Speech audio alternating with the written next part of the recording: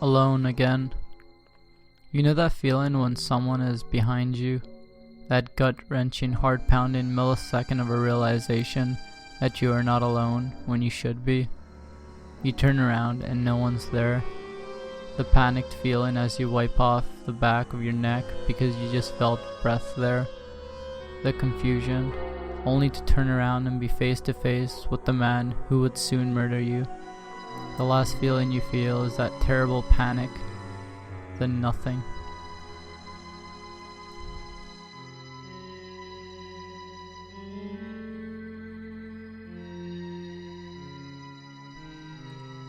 The intruder. You come home one night after a full day of errands. As you come into the house, you see a man sitting on your couch. He looks scared and shaken up. You ask, "Who are you? What are you doing here?" He replies back, "I am from down the road there." He points. "You're in grave danger," he says, screaming. You interrupt him to say, "What do you mean? Who are you? Tell me why you're in my house."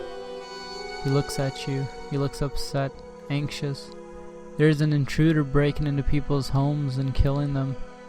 People say he looks like a giant cat, giraffe, or a sphinx. It can only be seen by one person, they say. You tell him, "I've heard a story online that mentions a giant cat or something."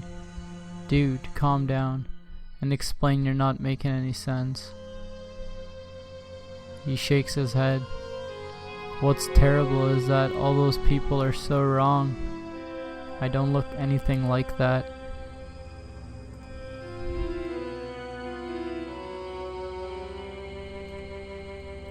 Katie. Hello, Mom.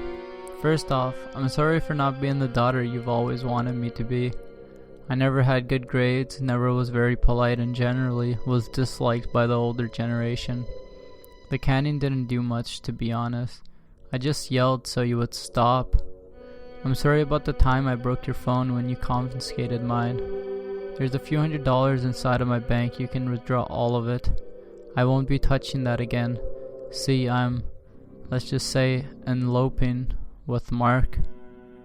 When you shouted at me last night about how ashamed you were for me switching boyfriends like a cheap slut, I realized that you were right, and that I was the type of daughter no mother wanted to have. But you're wrong about Mark. I've only known him a week, but he's an absolute gem.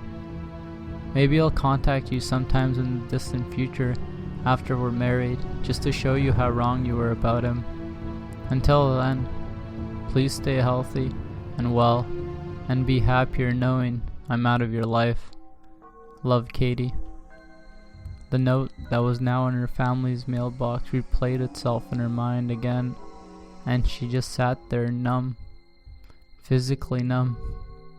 The ropes were cutting into her wrists and ankles.